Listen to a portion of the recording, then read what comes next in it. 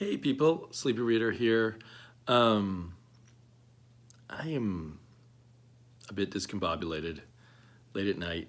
This is determined to keep doing this as a daily thing, but it's probably a bit stupid of me. I just did a very discombobulated video and I decided to, okay, I'm gonna reshoot it. But I'm gonna try and keep it a little short and sweet, because I went on for like 22 minutes on this subject in my previous video. But there's been this tag going around very recently, the Show Your Love for the Community.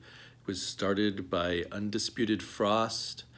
I saw his video very shortly after it came out. I happened to be looking on my video stream, and I thought it was great to be doing a tag showing your love for the community, I guess. Sorry, I don't mean to say that in a snide way, I guess. But I didn't really understand what his inspiration was, there was some issue, but I didn't even understand it. I suspect, I've only watched a little bit of his videos. I suspect that most of the people he watches and interacts with, I don't really know. And that shows how big the community is, because I subscribed to about 800 channels or something like that, and I've been doing this for 5 years. My favorite of these Show Your Love for the Community videos that I've seen were Constant Bromstars and Dr. Von Chilla's. Those ones were both excellent. I haven't been tagged, so this isn't even one of those videos, really, but it's tangential. So anyway, and Scott, Constant Bromstar, made a great point, something along the lines of when you start in the community, your original community, that's the community to you, that's the community that you loved the most. And it keeps expanding, and to me it feels like all these different circles, and sometimes I intersect, probably most of us intersect with a bunch of different circles, and maybe some of us, have a tighter circle. I don't really feel like I do, but it might seem that way to some outsiders. Outside of me, I have a little bit of a circle maybe, and then have other people that I touch upon. When I started, I think there was less than 100 people doing it, and within maybe 6 months or something, everybody knew me and I knew everybody else who was doing this sort of thing out there to be fans in contact with each other. There's also people who are more trying to do a show and go big and all of that, but I knew all the people who were just doing this casual kind of thing. And I always viewed it as this kind of anti-art, lo-fi, whatever you want to call it, just vlogging and communicating. And so to me at the time that I joined, there was kind of this bedrock of people like Captain Strangelife and Constant Bromstar and Ghost Critic and a bunch of other people, many of whom are not doing it anymore. But I could name others, Captain Cummings, who's totally different now, but and of course Howler Mouse, but then there was kind of a layer of other people who seemed to more come in right around the time I did, and so I viewed one group as kind of, I loved them but at a distance, as the bedrock of the community, and then the next layer that was kind of the people like me, and I had an easier time maybe getting to know some of them, and then it's just kind of blown up, and you look around and try to find interesting people. At first everyone seemed completely distinct, but with so many people, it feels anyway like people fall into different categories, and you're not going to try everybody in this certain category, particularly if it isn't really the way you collect. Like, I'm not going to watch everybody who focuses on slabbed comics. I feel like that was a real trend that's maybe petering, slowing it down a bit in terms of what's shown on videos. But, I was interested in one or two people talking about their slabs, but beyond that, since I'm not going to do slabs myself, I don't need to see them all. So it just feels like a different community to me. But who knows what it feels like to Undisputed Frost, or to you, or to whoever else is or to people who are starting just now. And they may not know who Constant Bromstar is, or who Ghost Critic is, or they may not, all kinds of things they might not know. That to me are the basis of the community, but to them it's something else. Now that's neither here nor there. I still love the community. I just don't think of it as this clear, solid thing. But I love my interactions. I love the people who leave lots of comments. If you want to keep me doing videos, keep doing comments. My views don't go up. Sometimes they're going down. Certainly going down with me doing a daily video. But leave comments and I'll keep going. I don't need a lot of views. I need a decent number of interactions, and then I'm good. And so I try to leave comments on a lot of videos that I watch for that very reason. But so I now want to do something for the community, or at least a slice of the community. I want to publish a fanzine. It'll be one shot at first. Maybe there'll be another issue. But I am in the process of selling a house, and I mean, I should be getting the money next week. So a teeny slice of the money that from, not this house that I live in now, but my last house, when it sells, a little bit of that money I'm going to use. I will cover the printing costs. I think I will probably just mail it out to whoever wants it. And it's not going to be a fanzine by me. I'll be the editor, and I might do some stuff in it. But it's for anyone out there who are part of my circles, or who just know of me and hear about this. This is just a preliminary video. I'll probably talk about it when when it's gestated some more and I have more ideas. I'll talk about more of what I'm thinking and what you can do to join in. So contributors will get extra copies, but anyone who wants a copy can contact me. If you're in people who are in another country, I might ask for some help with the postage. I've always fantasized about being a publisher. I loved these very amateurish fanzines I used to get from ordering them from the Comics Buyer's Guide back in the 70s and very early 80s. And I even did my own fanzine. And it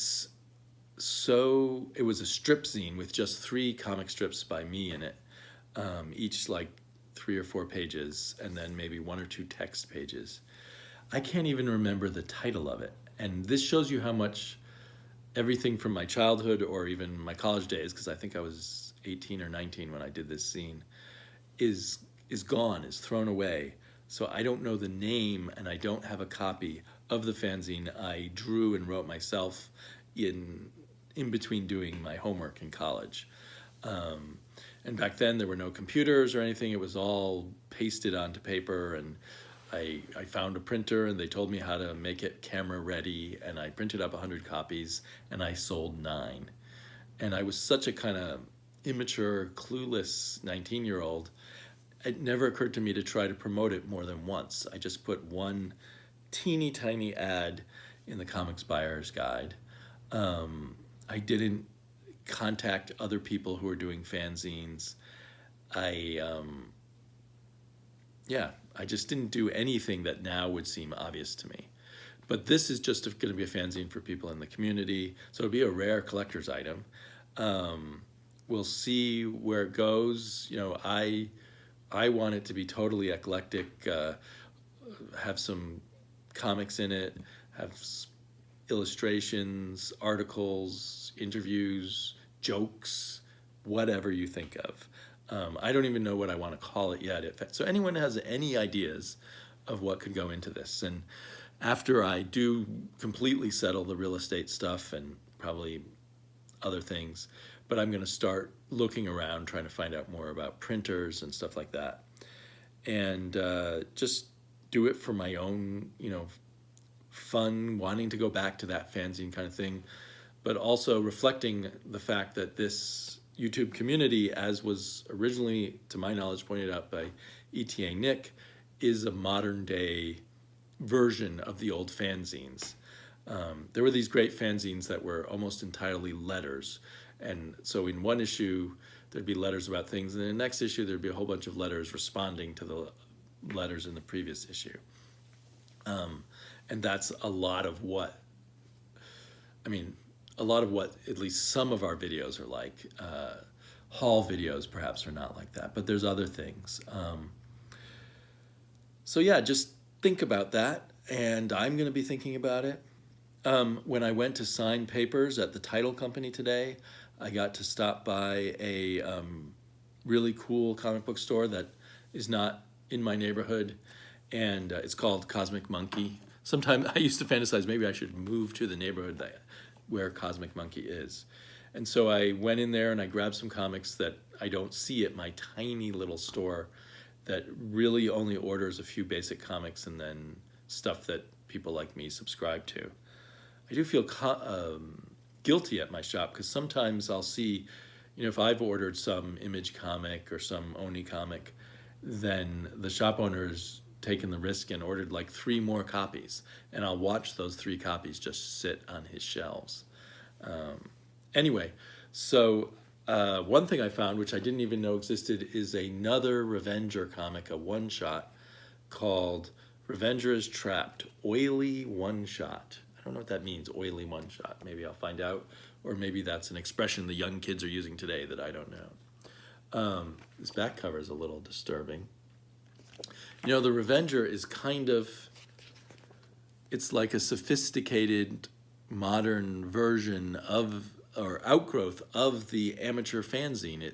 There's something purposefully amateurish about it, or non-slick, even though there's a lot of sophisticated storytelling and certainly a lot of work that went into it. But it does make me feel a little closer to the world of fanzines when I read it. The same with Copra, or even to a little degree the all-time comics. Is that what they're called? All-time comics that are coming out from Fantagraphics.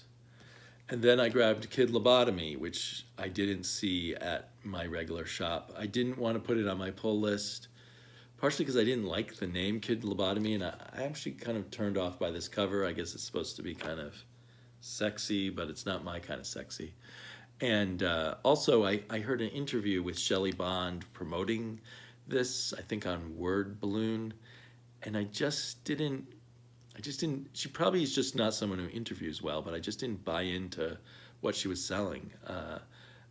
She just seemed like she was trying too hard, but didn't really have, that there wasn't much there. She just kept talking about rock, I like it to be like rock and roll or something like that. But I'll give it a try. I mean, it's Peter Milligan.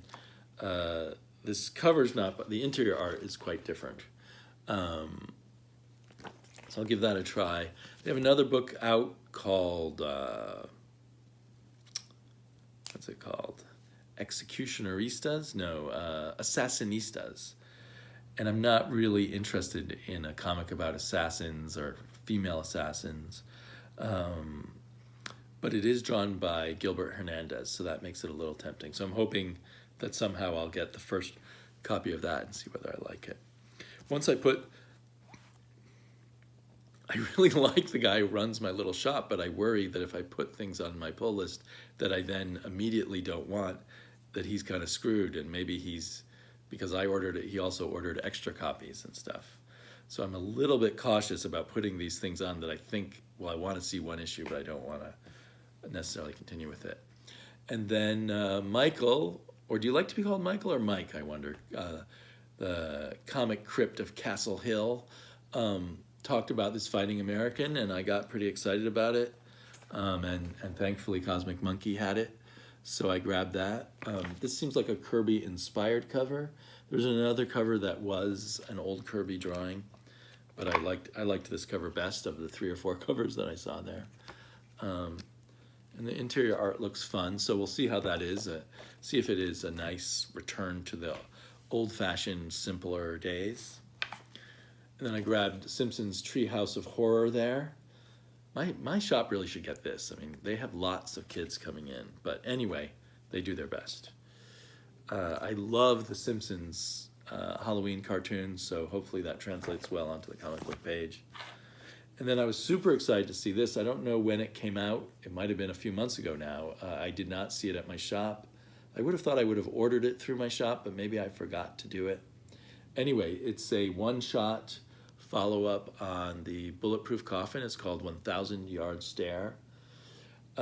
This is a good example of the community. Well, just like I got The Fighting American because of someone else in the community, my entire knowledge of Bulletproof Coffin, and most importantly about Shaky Kane, who's now like one of my favorite indie artists, all comes from videos years ago by Ghost Critic.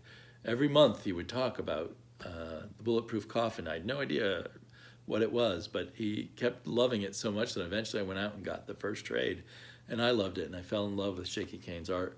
And nowadays he seems to mostly do one-shots, and whenever I see anything by him, I grab it up right away. I don't even look to see what the price is. This one was $3.99. I bought like a little mini comic of his that I think was $4.99 or $5.99, but I was perfectly happy to get it. So yeah, I'm really excited to have found this. And then Ben Templesmith, Wormwood Gentleman Corpse. I think this is a character that he does on Kickstarter. I don't know if this is his Kickstarter work or something separate. The art is really exciting. Truly Ben Templesmith kind of art. So, and it'll be Ben Templesmith writing. So I'm looking forward to giving that a try. There was one other Ben Templesmith written and drawn trade that I got. I now can't remember the title of it that I really liked. So anyway, think about, let it mull in your brain the idea of a fanzine. If you might like to do something for it, or just throw suggestions at me, and we'll talk more about this in the weeks to come. Have a good night, everyone, or good morning, or whatever. It's late at night my time. Bye-bye.